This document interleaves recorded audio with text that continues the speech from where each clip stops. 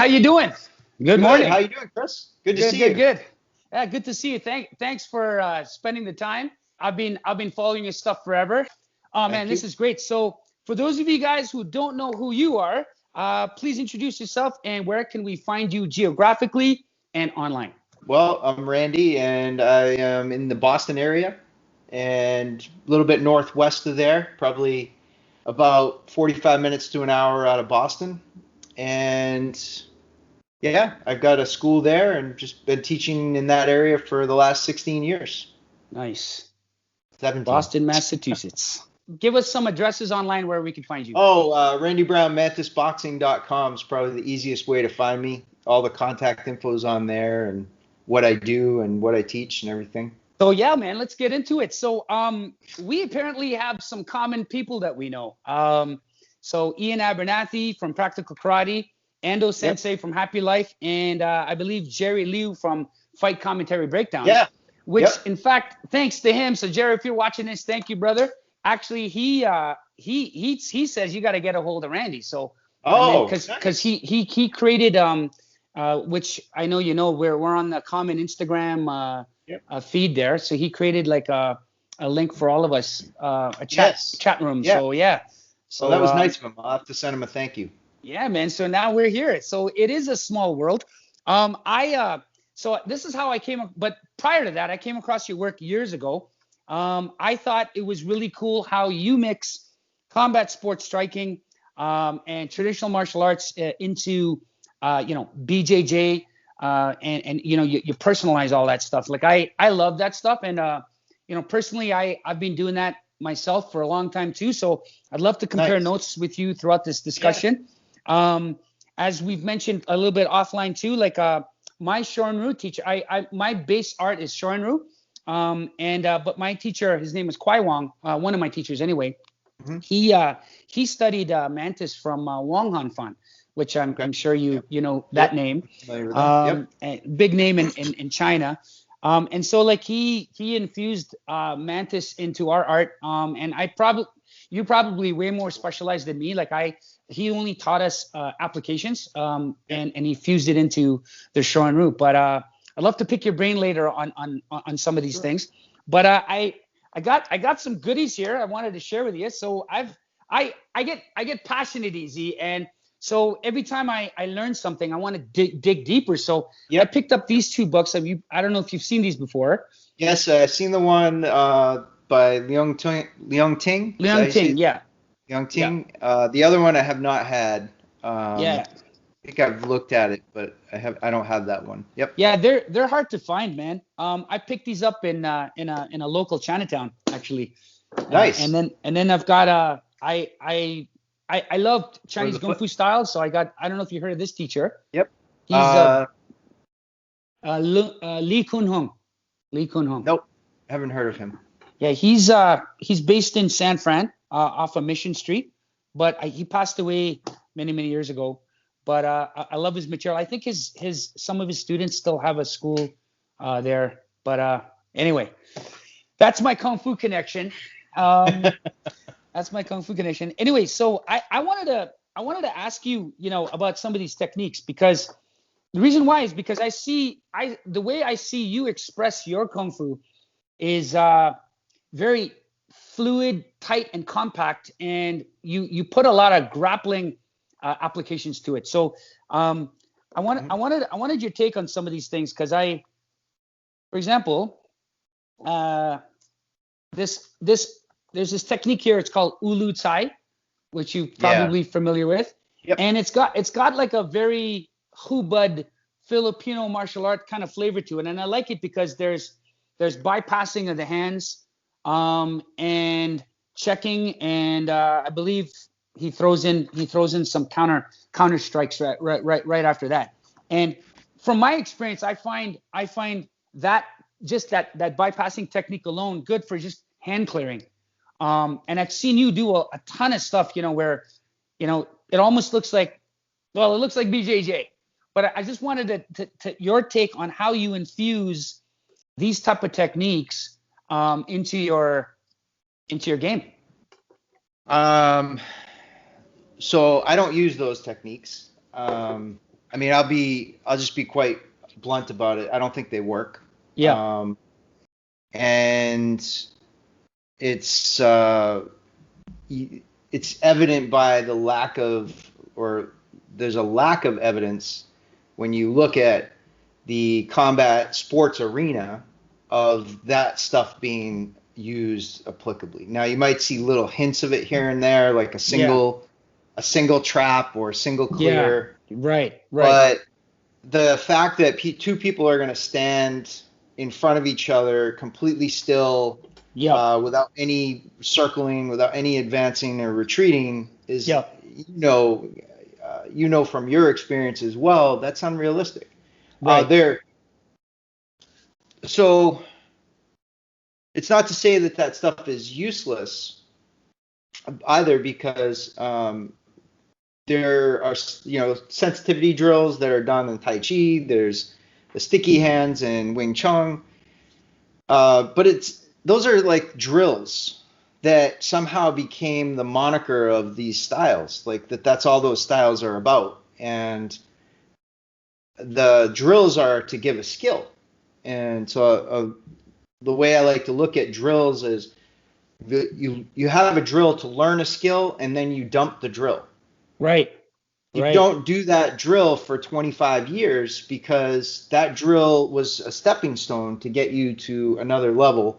And then it's time to, like, I have some footwork drills, for example, or some striking drills that I teach beginners. And I don't allow my black belts to do those drills with white belts. Right. Because it's going to retard their skill. It's like, we just worked for years to get you up here. I don't want to take you back down there. So it's not that, like I said, it's not that those are completely useless. They're cool, they're fun, they're interesting. But I don't teach them, and I don't use them that way. And the grappling that I do is more consistent with like what is functional, especially for my size. I'm not big. I need to use my whole body when I grapple with people. Just to move some big guy's arm takes. No, exactly. So no, I get it. But I'm going to tell you though, like before I cross train with different players, I mean, this was all the end all be all for me. So I would look at these things. We would do these things ad nauseum in our dojos. And I loved it. Right. But the moment, like, I tell you, like, I this story is probably boring for everybody who listens, because I repeat the same story. I met a JKD player like close to 20 years ago. And his expression of JKD was wrestling, boxing, Muay Thai, a bit of Wing Chun, Silat, and fencing. Okay. And so his footwork was through the roof, dynamic as heck. Wouldn't stay in one spot. I held my hands low. I was into all this, the trapping kind of stuff. And, I pulled off a few shots on this guy, and he says, "No, I was good, man." He goes, "But I'm coming at you." And so I trapped up his hands, but then he just went around it, hooked me. I was done. Right. And it's hard to trap a boxer, bro. It's hard to contain a live animal. You know what I'm saying? Like, exactly. That's the problem, right? Is you're taking something against a compliant opponent and you're not pressure testing it, then it allows you to believe that that's something real, that's actually going to work. And that's why I think the biggest thing that BJJ had over like kung fu styles, gong fu, if you want to use the Mandarin, is the pressure testing. And when Gong Fu got away from that, that's where it went downhill. No, for sure. Like I would concur with that with karate too. Karate was the same. I mean, you see evidence of these master guys that were jacked monsters, lean jacked monsters, like necks up to here, these guys were trained, they would spar hard and all this, but then, I don't want to get into the history, but for various reasons, valid ones too, things got stripped and cleaned and mass produced in a manufacturing Yep. kind of way, and the testing was kind of thrown to the side, right? Yeah. But not to Yep. your point. I mean, oh man, when Gracie when Gracie took down that guy, what's his name, in the first UFC, what's his name? Oh, man, I can't think now. Big guy. What's his name? I can't remember. That was his fight. That was his main. Yeah. That was the fight that put him on the map. But anyway, when he took, this is gonna bother me now for the whole day. But I'm gonna have to look this up. But when he took that guy down, everybody focused on that fight. Everybody started to see that jiu-jitsu. That I think that fight made jiu-jitsu what it is today. Yeah, and I don't want to give them all the glory either, because other styles kept pressure testing as well. Boxing, oh yes, Western boxing, judo, wrestling, Greco-Roman or catch wrestling. All those guys were pressure testing all the time. Yeah. To make sure that things were valid and would hold up. Yeah. So yeah. No, you need to, man. I mean, it's a common thing. This whole theme of pressure testing. I find now, the internet and YouTube and all the amazing technology we have now, it's kind of throwing this whole idea of pressure testing and bashing everybody in the face. Yeah. Everybody's quick to say, hey man, that's not going to work. And a lot of the times when people say those things, they are right, because you put, like, if you, like, any trained guy, even untrained person, like even like my wife, even, and I don't mean this in any disrespect, my wife, she's not a trained martial artist, but when she looks at things like this, the immediate thing she says, like what you said earlier, people don't stand like that. And she's going, people don't punch like that either, right? Yeah. And can you hold that up for a second, Chris? Yeah, man. So like in the top right, number 4, and you see this crossing, like where you come around to the other side of the arm, right? Yeah. So let's just thank you for holding that up. It's So look at, no, you're good. Yeah. Thank you. So look at the whole concept of just geometry. Like if I'm coming at some object with a straight line, and then all of a sudden you're going to come around in a circle, what's going to be faster? Exactly. A straight line. A straight line, right? Yeah. So, however, that block, the circle blocks that we all learn in traditional martial arts, they have a very valid use when you're not face to face and you're standing sideways like this, for example, and then all of a sudden somebody throws a punch at you. Well, then you need that circle block all of a sudden, because this would be too slow, right? Yeah. But not when we're square. So that's good that she can even see that. As somebody who's not trained, it stands out to her. It's like maybe the rest of us could learn from her 20 years ago. No, it's just common.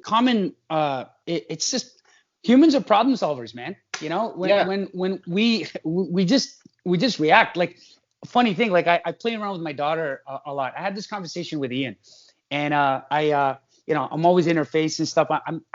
I telling her to join martial arts and training with me and my friends is not working. So I said, you know what? I'm just gonna get in her face. I'm gonna move her around, rough her around, and this and that. And so she's training with me, but through play. Anyway, I grab her, I pick her up, and I take her to bed, and I'm holding her like this, right? She's 8 years old. I still do that, right? And she goes, "Stop it, Daddy! Stop it, Daddy!" So she takes her shoulder and she does a Conor McGregor on me. She goes,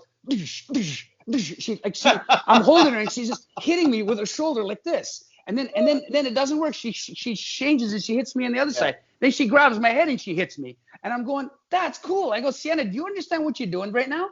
You're playing clinch game. You're clinch fighting, right? Yeah. It's so, we problem solve. Like, but the thing is, I want to talk to you about this next.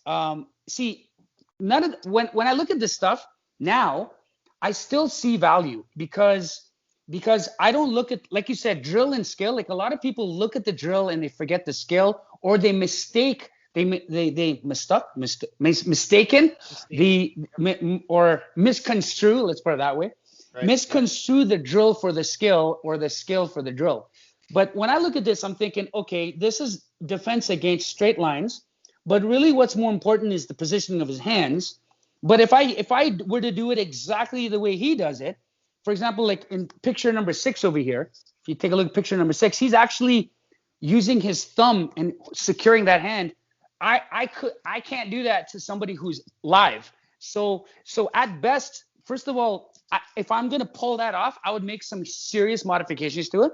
I would kind of like, I would have my hands up a little tighter, and I would kind of like, it would be really abbreviated. So he's doing this. So I would do something like boom. I would just kind of like a quick little parry, and I would be moving parry, kind of put this hand in the space. I wouldn't have time to grab, right? No. I would kind of shove it out of the way so I can clear the hit. And I've done that in sparring. I've kind of moved hands and hit. And if you take a look at boxers, they do that too. So my question to you, sorry, go ahead. No, go ahead. I was agreeing with you.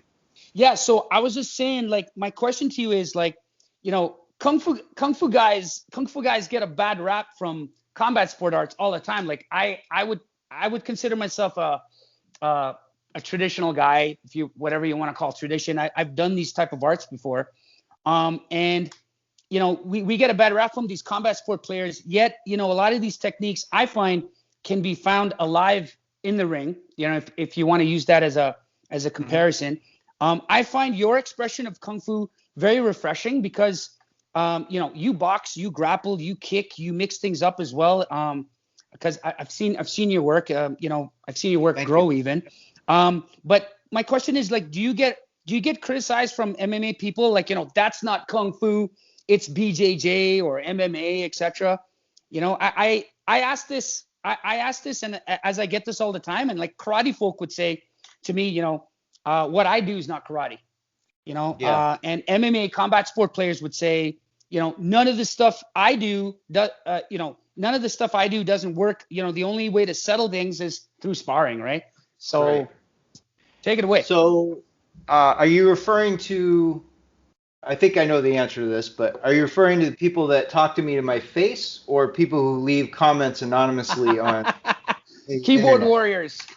Keyboard warriors. Both, okay, so we're talking about keyboard warriors. Keyboard warriors or people that talk to you in your face, if you ever get that. No, I don't get that in my face. Because I think people generally are nice face to face, where and more respectful. Yeah. I think years ago my BJJ teacher made a comment to me that when two people converge that know each other, knows how to fight, they treat each other very differently than two people that don't know how to fight, or when one knows how to fight and the other doesn't. Right. And I think that generally in person, most people are respectful and appreciative of my work and what I do, and haven't had anybody be derogatory or critical in that way. The internet's another story, Yep. But I would say more comments from traditional people that are derogatory and nasty than MMA people or wrestlers. However, I've had people comment from that side of the fence, so I'll address that first. And I love this because so a couple of years ago, maybe even more now, a guy commented on a video I did and said that's just Western wrestling. Right. Right. Yep. That's not old or whatever you're saying, blah blah blah. And I had a video clip of Mongolian wrestlers actually doing that technique. Right. And I said, well, that's funny because look here, here's the same technique, which speaks to my larger argument that this idea that labels are for beginners. Right. Labels, and I'm guilty of this too. When I started, I saw something and I thought that was the thing to do. Like kung fu was it, and I got to find that. So when my first teacher, who also taught boxing and kickboxing, tried to get me to go to those classes, I did for a little bit, but it's like, no, I want to do kung fu. Yep. because the label was what was stuck in my head. Yep. And the farther we go into this, the more that you see there's only so many ways to punch somebody, kick somebody, throw somebody, lock somebody, choke somebody. So there's going to be crossover and from one culture to another. I mean, you're talking about Mongolian wrestling existing on the other side of Asia, away from Greece. Yep. Yet, the same technique can exist. And I'm sure in Okinawa and the indigenous wrestling they had, and the Native Americans had common techniques that were used amongst all of them. So I just loved that one because I was able to throw it back in their face with a timestamp and say, look. And I had somebody do something similar with Eagle Claw, where they try to tell me that a move that I did a video years ago on Mantis Box, it's a clickbait, Mantis Boxing versus Eagle Claw. And really all I was doing was showing a comparison of here's a technique that we do, and here's the Eagle Claw variation. Yep. And I was showing like what the differences was, the nuances, and I had done this move in Eagle Claw. Yep. And I had somebody comment that this feels like such a waste of time. But they, Go ahead, commented that that's not Eagle Claw, that's BJJ. Yep. So I went to the two-person set. I think Lily Lau had a copy of online, YouTube, right? Is she alive still? Yeah. Oh, wow. Yep. Okay. Yeah. And I believe it was a video of her and one of her instructors doing the two-person joint locking set. Yes. And I went to the exact timestamp and showed the move. It's like, look, it's right here. So you can find it in BJJ or wrestling or Muay Thai. You know, you can find all this crossover, but it doesn't mean that they have some copyright on the move. Oh, 100%. You know what? I love this conversation because oh man, I had the same conversation with Ian Abernathy, and I think you did too. You guys chatted about the same thing. I saw some of the because I'm a broken record. Yeah. No, it's because these are things that are, you know, I think when you mature in the martial arts and when you check your ego at the door, when you cross train with so many people and you just see there's more similarities than differences, right? Yes. And the fact that you know people are quick to say claim copyright over something simply means, you know, no offense to them, it just simply means they haven't seen the bigger picture, right? Yeah. I mean, I've been brewing this has been brewing in my mind a lot, and I'm you're the first person that I'm sharing this with, because I never really got a chance to type about it or write about it, so you're the first. Yeah. In that the human body is like version 2020. You know what I mean? It's old. The human body is old technology, right? Yeah. So when you like, everyone's got a human body, everyone's got a brain, everyone's got emotions. We're all plagued with fear, ego, and greed. So what ends up happening is human beings, we have a history of putting hurt on each other, and we know independently, culturally independent, we know how this system breaks. We know how it malfunctions. We know we're learning how to heal it better, you know, but we definitely know how to break it. We know how to break it. Yeah, we know how to break it. We know how to inflict harm, permanent, some minor, some major. We know how to do it, and all cultures, and I repeat, all cultures know how to do it. And that's simply because we've been given this technology, right? And they pressure test. Yeah, right. So I mean, like, one thing Ian told me that you got freaked out about, and I got freaked about too. I never knew that boxing had kicking in it. I never knew boxing had weapons in it. I never knew any of that stuff. I never knew boxing had grappling in it too. Which, the problem I think you and I have is English. Yeah. Like, in English, a word usually defines, or also modern media, because modern media has labeled boxing as pugilistic sport with two people in a ring with gloves. So when people, and I have this happen with my school, is because boxing's on the side, Mantis boxing. Yeah. So people come in and think that we're going to put big pillows on and we're going to get in a ring and we're going to Yeah. do like Golden Glove style boxing and the problem is what our label is telling us, but also if it's our language that, because if you go to Chinese, for example, Chuan 25. means Yeah. fist, Yeah. right? By 20. itself. Kun. But Yep. when it's put with another other text in front of it, like praying mantis or eagle claw or long fist, if you want, it means boxing, as in a Yes. boxing system. Yeah. And if you look at A all of fighting those, they system. all Yeah. have weapons. They all have kicking. They all have elbow strikes, not all of them, but elbow strikes, knee strikes, joint locks, chokes, takedowns. It's all inclusive. So when he told me that, I was like, oh, well, it makes sense, but I had never seen an English version of that. It was really cool. Yeah. Yeah. Yeah. Yeah. No, it is cool, man. And like it's cool too, like when I hear it from different people, like the same ideas, like how we have all developed independently, of each other, right? Yeah, Like a person in Greece, they've done creation, right? A person in Mongolia, like you said, has done the wrestling, and Bach, and yeah. and what or yeah, and when you look at these guys, they're more or less doing the same kind of thing, you know. Yep, It's so cool, man. Like yeah, the whole history piece just puts a smile on my face, makes me want to yeah. train even more. It also I know. humbles me too because there's so much to learn, man. Too much Yes, actually. definitely, definitely. I want to drill down on your training background and your evolution too. So talk to me, brother. Tell me about your training background.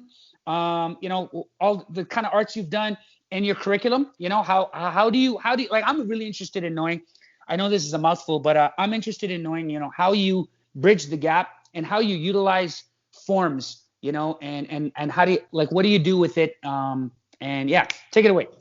When I started Kung Fu specifically, I've talked about this before. I didn't have access to someone who had the applications. So we would do joint locking separately. We would do throws separately. We would do sparring Yep. separately. So I have a love-hate relationship with forms. After the first 7 years of training, I had over 50 forms that I had learned. Wow. Yeah. Over 19 weapons. I mean, I was a sponge. It's like you show it to me, I want it. If I don't have it, I want it. And I want to just keep learning. Then I just got really frustrated. It's like these aren't working. Like when I spar and fight, I tried taking things out of the forms and making them work when I was sparring. And sometimes I could get something to work, and a lot of times I ended up getting punched in the face. Um, and I was getting very frustrated with this process. Is like, this is not what I signed up for. I came into Kung Fu having seen it in action, having touched it, and having my ass kicked by it. And then now I'm being told that these shells are the art. Mm, And there's no crossover. It's like mm. you spend most of your class doing warm-ups and forms, and then the last 10 minutes, okay, everybody put gloves on, we're going to Yeah. fight. Yeah. And there's no coaching.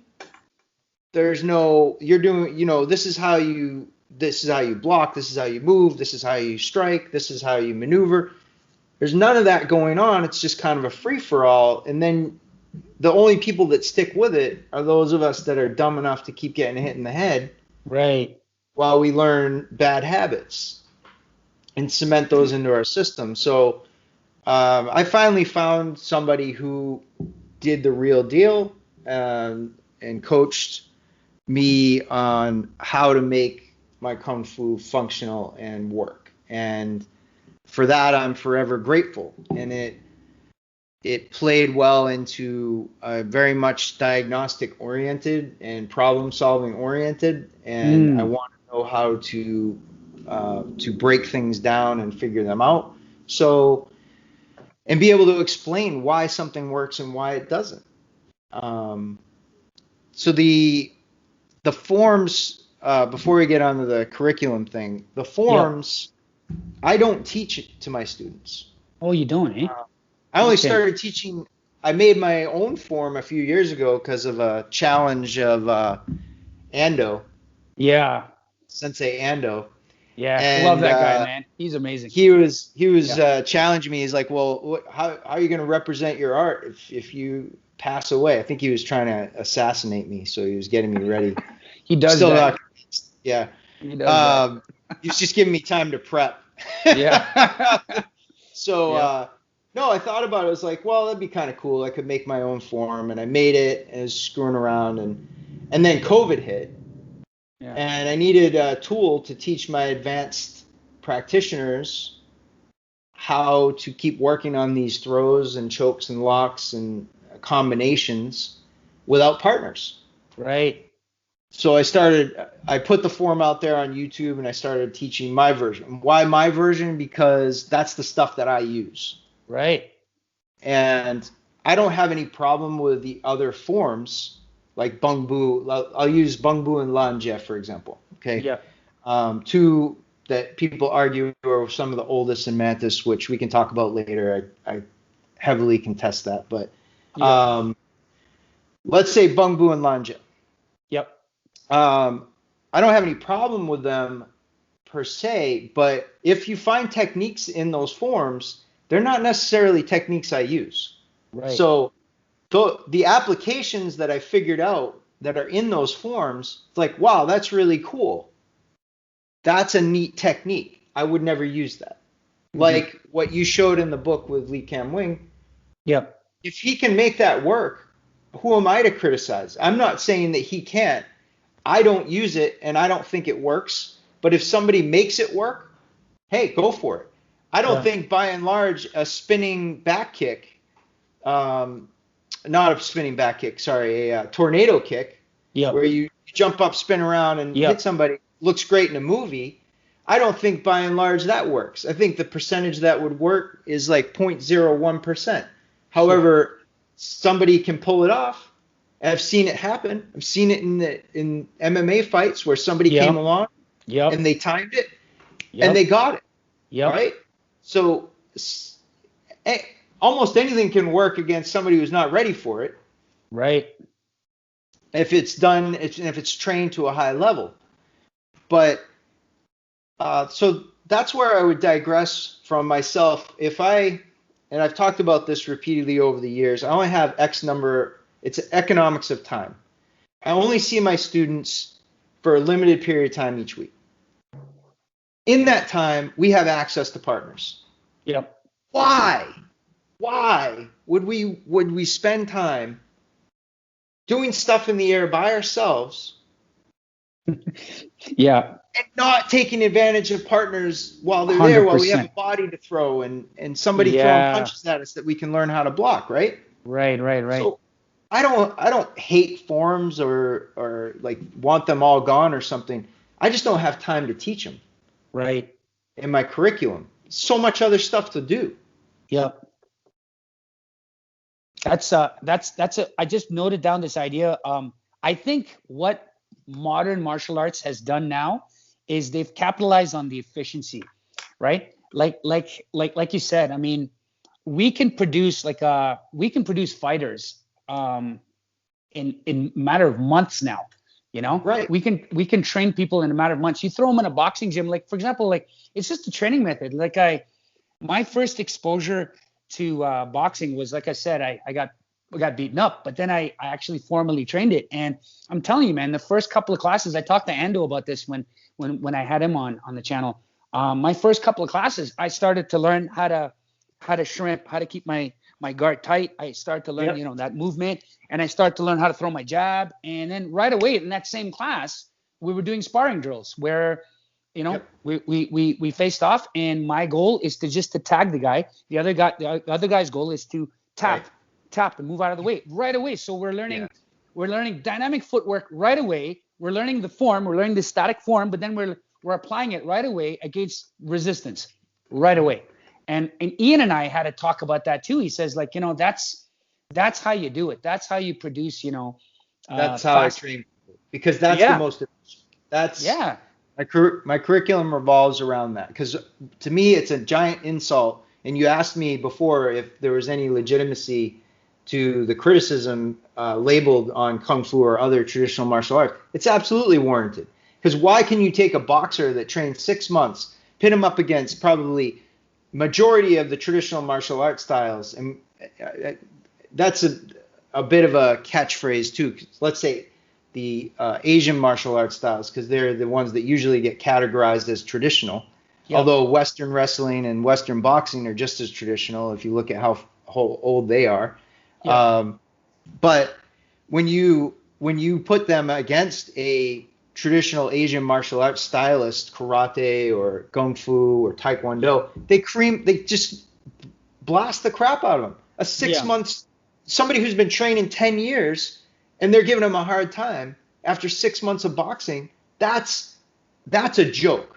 Yeah. And that's unacceptable to me as a teacher. I don't care what anybody else does, but for me producing my students, that's unacceptable. Yep. Yeah. No, for sure. For sure. I get a lot of flack about that in the stuff that I do, but I mean, the bottom line is, you do what you think works. To me, combat sports is here to stay. I mean, combat sports is, there's this huge separation. People in the karate world, they hate it when you when you talk about this kind of stuff. Like when you say like, okay, what, you have boxing in your curriculum? What you do that? Like heresy. Like yeah. The bottom line is because of the labels, right? Yeah, they are labels. I just look at it as tools now. Like bro, when I look at okay, here's another example. We got books here. I got books for you. So Lee Kun Hung, I love this guy. Yep. I love his stuff. Okay, so let me tell you now. There's a Charlie Foot curriculum. Charlie Foot's known for these long, elongated type of fist movements. Yeah, we use that in Mathis. That's in Mathis. It's in Gong Li Chuan. It's in Lian Bu Chuan. It's in Taiji Chuan. Yeah, that's not. Yeah. Here's a hammer fist strike. Okay. Yep. Here's something I want to show you. Here's a technique. Again, this is against a static straight line punch where he's trapping the hand and he's using like a leopard fist, I believe, to the side. Now, I'm looking at this and I'm going, okay, it's not so much the technique that's important, but I like the idea of taking the angle, right? So I think we can both say, with confidence that it's hard to trap up a hand against somebody who's squirmy and live, and especially somebody who wants to grapple you too, right? It's hard to trap up a hand for too long. But what you can do is you can bypass, you can knock the hand out of the way, or just move your body out of the way to jump in somehow, right? So that's what this is telling me. So when I look at stuff like this, I just look at the idea behind it, right?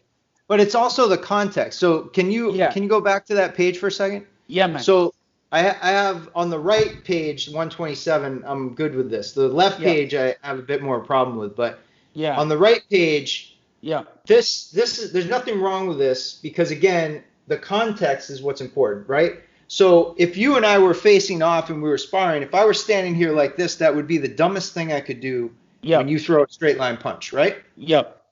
Because I'm standing statically in front of you. Yep. If I were to circle to the right and throw it like you were talking about, that would be different. However, even more so if I'm standing in a concert or waiting in line for the subway or something, and somebody comes up and takes a swing at me, then that trap and strike is now valid. Boom. Yeah. I agree with that. The other one I think is a throw. I don't think that's a strike. On 126. 126. Look at the stance. Yeah. How many fighters you ever see do that while they're striking? Yeah, I know. That twisted stance. I know, it's kind of right. That twisted stance is a throw. Whenever you see that, it's being used as a transition step, or if you change. Right. Yeah. that to a grip instead of, and this is where the grappling comes in, because we talk about a lot of this trapping. Well, in grappling there is, so you can't just throw the baby out with the bathwater and say, oh, all that stuff is trash, because the gripping, the gripping and the grappling are baked into all of these arts. I'm sure they are, from what I understand from your videos, from Ian's, and it's in the karate as well. Yep. That the grips are holds when we're doing traps or we're taking down. So the problem becomes, and I'm guilty of this myself, so I know firsthand, and I'll use myself as an example. Years ago, I was a striker. That's all I knew. Striking, kicking.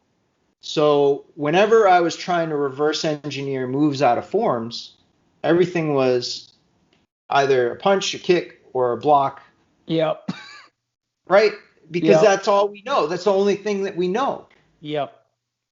So the problem becomes when we take, let's say, that stance, and we apply that to striking.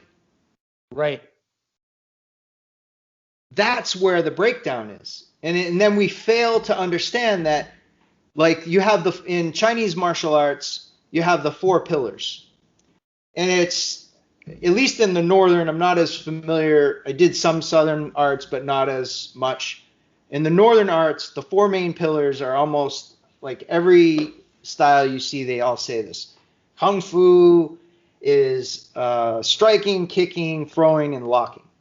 Yep. Well, right there, if that's the 4 pillars, then why are when we look at the applications in the forms, are we always looking from only one pillar? Right. Just the striking. Yeah. Right. And when we train, we can't train just the one pillar. And this is the problem with hyper-specialization. Like, we get into BJJ. Yep. And BJJ is awesome on the ground. Hyper-specialized. Yes. But what happens when somebody throws, there's a joke in BJJ, is how do you turn a black belt into a blue belt? Start punching. Yeah. And there's some truth to that, because if you're never training getting hit when you're in these positions on the ground, then when somebody does start throwing punches, it brings your skill level way down. Yeah. Right? Right. So we can't do the same when we do our stand-up. We need to train throws. We need to train submissions and grappling. We need to train kicks, and we need to train strikes if we're going to be competent at carrying down these arts. This is my opinion.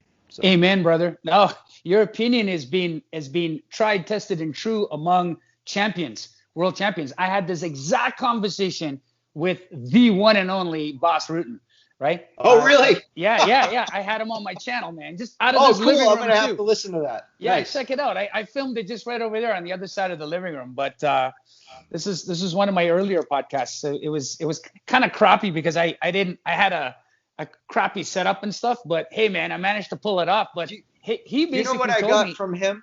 Yeah. What I got from Boss Rutten was a few years ago, because I'm not as familiar with him from his fighting days. Yeah.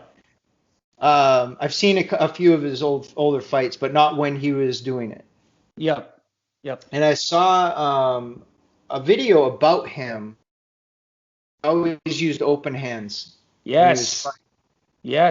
And that was a moment. That was an epiphany when I saw that of, well, wait a minute. Let me revisit Bung Bu, Lunge, Tou Tao, all these traditional forms, and look at it from the open hand concept. And I changed my whole striking curriculum based on these thoughts after watching that, because, man, you just can't do that stuff. You can't punch people in the skull. You can. Okay, so this technique here, where I know that one. It's right in the beginning of Bung Bu. Yep. You're flipping off and you're hitting somebody. Yep. I love that technique. I love it. I don't do it exactly like that, but the idea of it I love, because it can be delivered short, and with movement. Like I I would use this maybe to kind of deal with something, and then I would use this as a check, or I would just kind of on the other side, I would reverse it. So instead of doing this, I would go this way. But the idea is you're coming offline and he's striking with the same hand. Like, it's beautiful, man. I mean, I would even use it as a setup where I'm coming in and striking just to get some high line to go in for a shoot or hit and set up my other shots. Like, I love this stuff. Yeah. But that's the thing. I mean, you see, I mean, these things are all little static shots, but shots in time. But as Bas said, back to our conversation, he goes, Chris, he says, you got to train it all. He goes, you got to train striking and grappling. And he says, if you see something that's successful, he goes, take a note of it and put it in your game. Write it down and just rep the heck out of it, Right. And he goes, that's how I got better. He says, I would look at, like Bas is telling me this. He says, I would look at old fights of boxers. I would look at a Black Belt magazine ideas, and he goes, I would have it all laid out, and he goes, I would just test it out, try it out, see what works. He goes, there's no secret. You just have to just put in the work, That's the secret right there. Yeah. Just have to do the perseverance.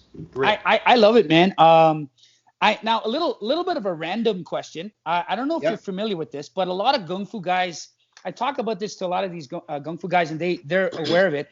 It's cool because I got a bit of a personal connection to it too. Back in 1954, if you have your computer up, maybe we can take a look at it really quick. Oh, I've seen it. Yeah, I think you mentioned this. Right? You sent me the outline. Yeah, it's a famous match, bro.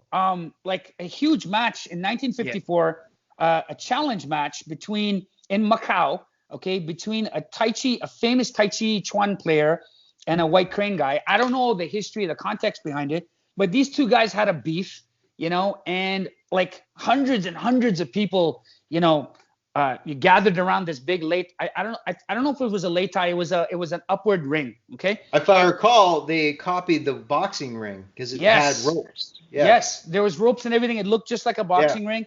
My father-in-law was there. Really? He was there, and he told me about it. He told me, but he didn't think I knew about it. And I go, oh, Dad, of course I knew about it, man. And so it was a great conversation at the dinner table. We were talking about it. But my dad, I call him Dad.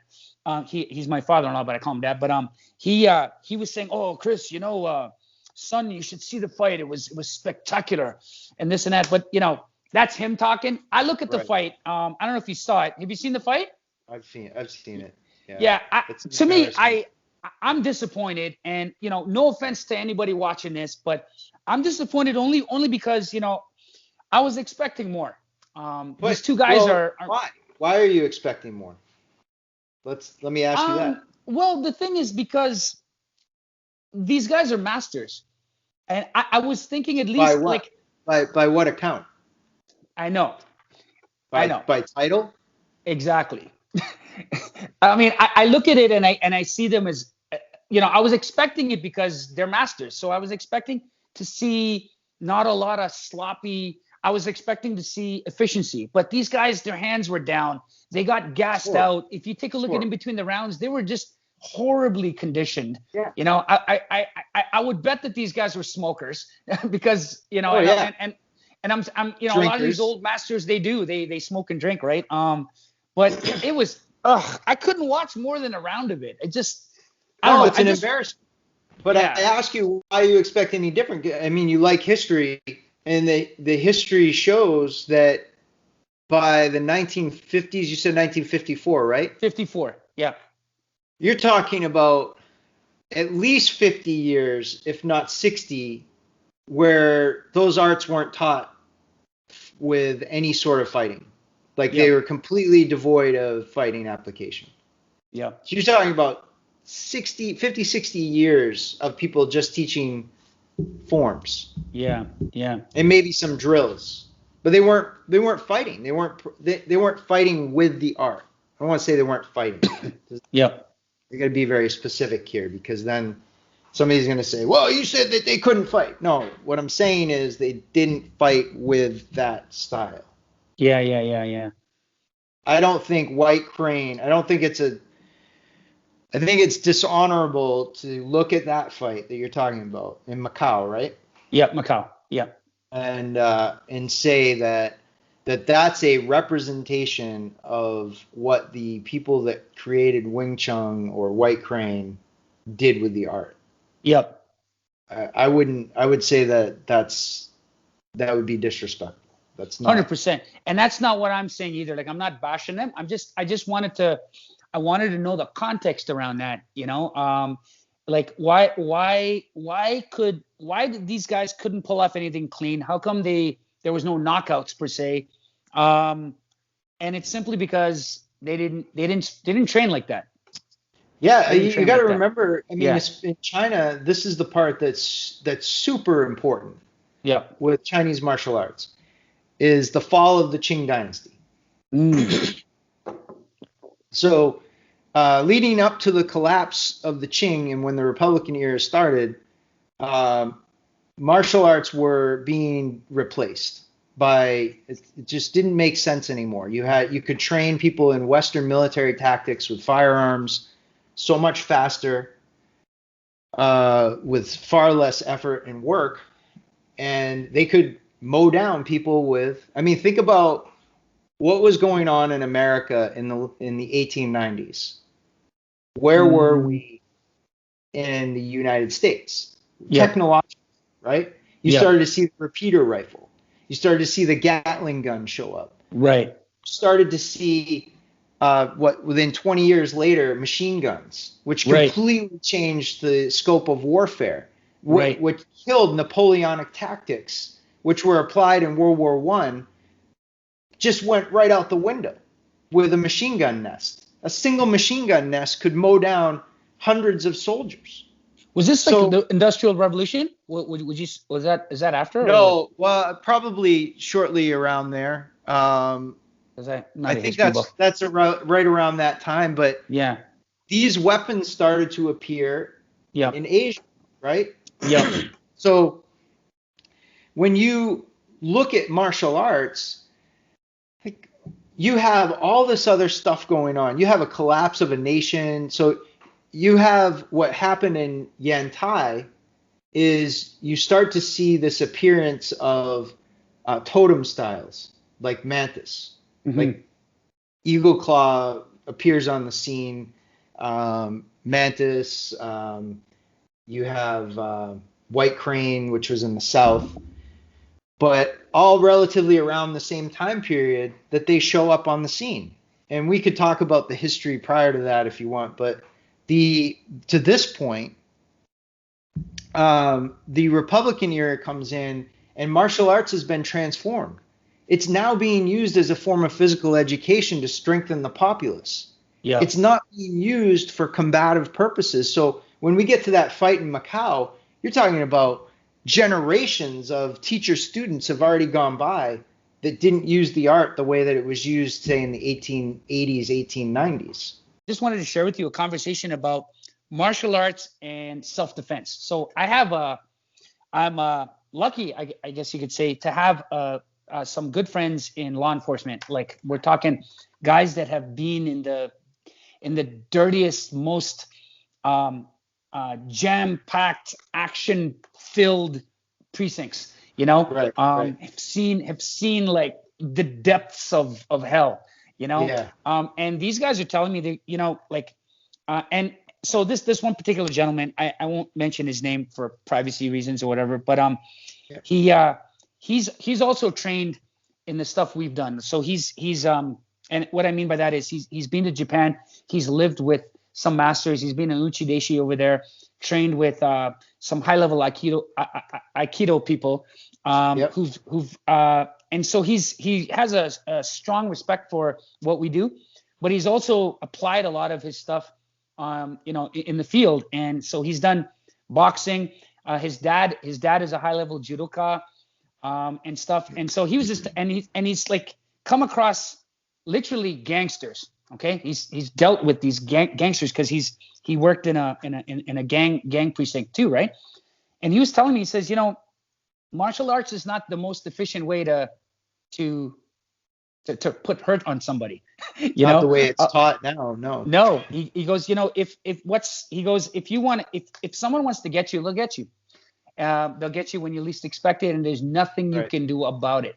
Right? There are guys out there who are like natural. They're like animals. They're people out there who are constantly looking over the shoulder, constantly looking, like constantly positioning themselves, being careful of every move they make, from Yeah. social media presence to what they say, to the leads they make, to the places they shop, to all that stuff. And then there's you guys like you and I, and I'm making a generalization here. I mean, we pay our taxes. We're law-abiding citizens. We have a family.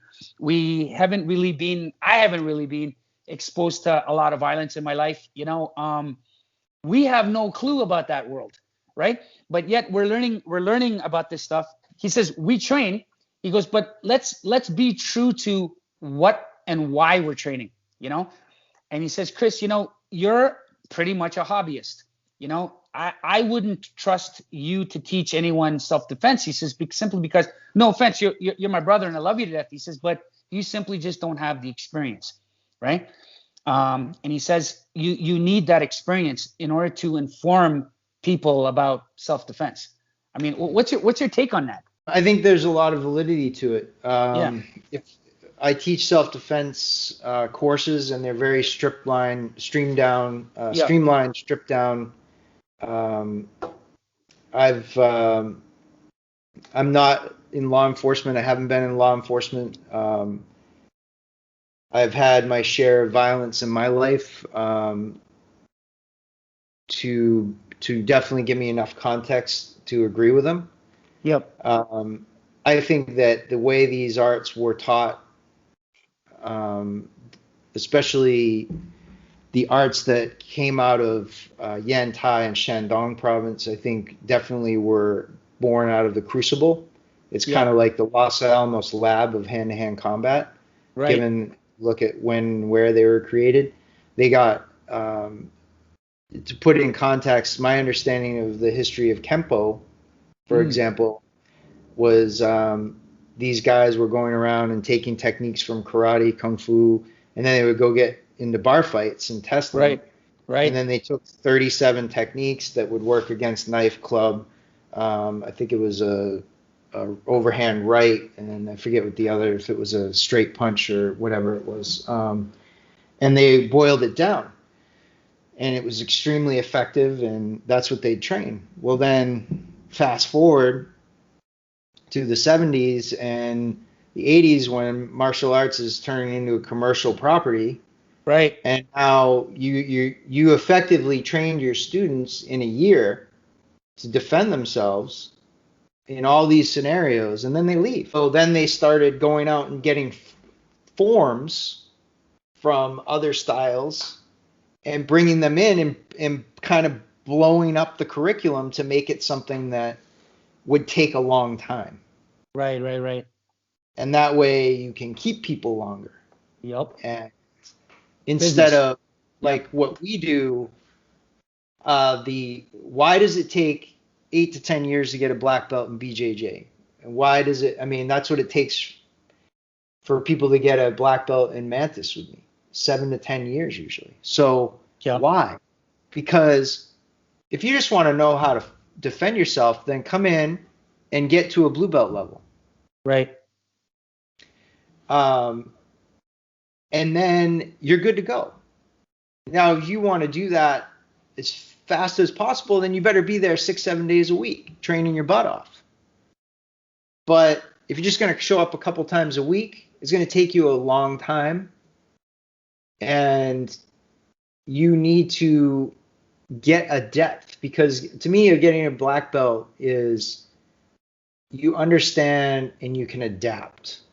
Yeah. When things go wrong, you can then pivot to something else. It's like no, you're not a one and done. Like you can train somebody to throw punches, but what happens when those punches get blocked, or the other person slips and ducks and dips, or goes for a double leg takedown on you, and you don't know how to sprawl.